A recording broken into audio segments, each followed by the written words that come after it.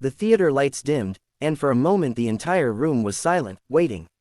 From behind the curtains, a boy no older than 15 stepped forward. He was small, with shoulders slightly hunched, as if carrying a weight too heavy for his fragile frame. His name was Eli. Most in the audience had never heard of him before that night, and to them, he was just another contestant, another voice among many.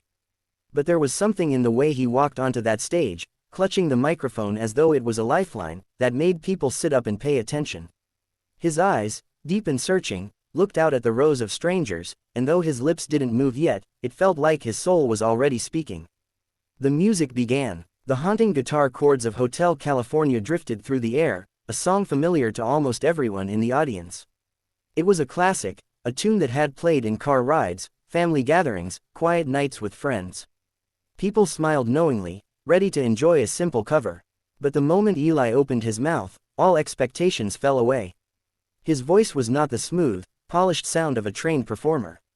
It was raw, trembling, almost fragile, yet it carried a weight that struck straight into the heart. Every word seemed heavy with meaning, every note soaked in unspoken pain. The crowd leaned forward, sensing there was more here than just music. Halfway through the first verse, Eli's voice cracked. His hands shook as he clung to the microphone, and tears began to stream down his face. He didn't stop. He couldn't. With every lyric, you could feel years of love, loss, and longing pouring out of him. The song had transformed. It was no longer just Hotel California. It was his story, his prayer, his way of holding on to something, or someone, he had lost. At first, the audience didn't understand. Why was this boy so broken? Why did he sing as though the song itself was his last breath? And then, like a quiet ripple, the truth began to unfold. Someone whispered from the judge's table, Eli had lost his parents in a car accident only months before. His mother and father, gone in an instant, leaving him to navigate a world that suddenly felt dark and unbearably empty. The song he chose that night had been his father's favorite. He had grown up hearing it on long drives, his dad tapping the steering wheel to the beat, his mom singing along softly beside him. Singing it now wasn't about impressing anyone. It was about holding on to the people he loved, the only way he knew how.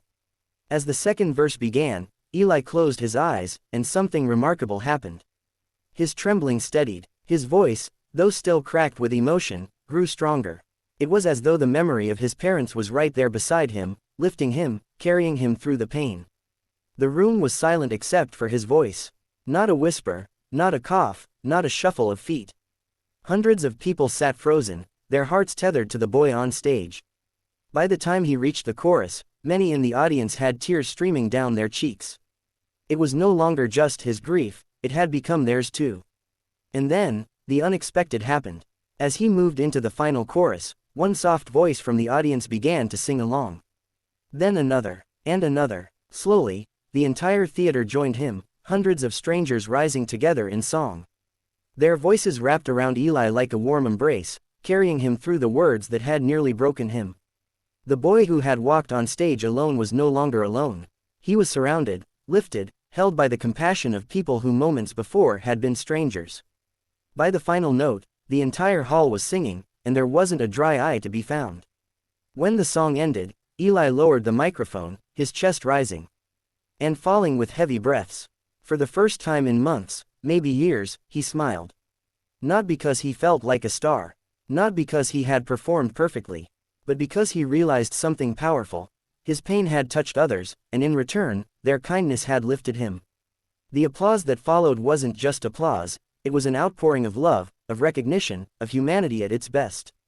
After the show, people approached him not with the empty praise often given to performers, but with genuine warmth. Some shared their own stories of loss. Others simply hugged him, no words needed. A few pressed letters into his hands, telling him to keep singing, to keep going, because his voice was a gift the world needed. That night, Eli discovered something he had forgotten in his grief. Even in the darkest nights, he was not alone. In the weeks that followed, his performance spread beyond the theater. Someone had recorded the moment when the audience joined in, and the video went viral. Millions watched as a boy sang his heart out, and a crowd became his family. People around the world commented, sharing how his courage reminded them of their own struggles, their own healing. Some said it helped them finally cry for someone they had lost. Others said it gave them hope that kindness still exists in a world that often feels cold. But for Eli, the most important message came from within.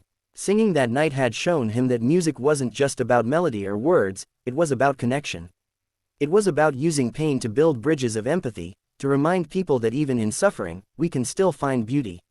His parents were gone, but their love lived on every time he sang. And now, he wasn't carrying it alone. He had shared it with the world, and the world had embraced it. Years later, people would still talk about that night. They would remember the boy who sang Hotel California with tears streaming down his face, and how an audience of strangers couldn't stop crying, not because the performance was sad, but because it was real, raw, and full of truth.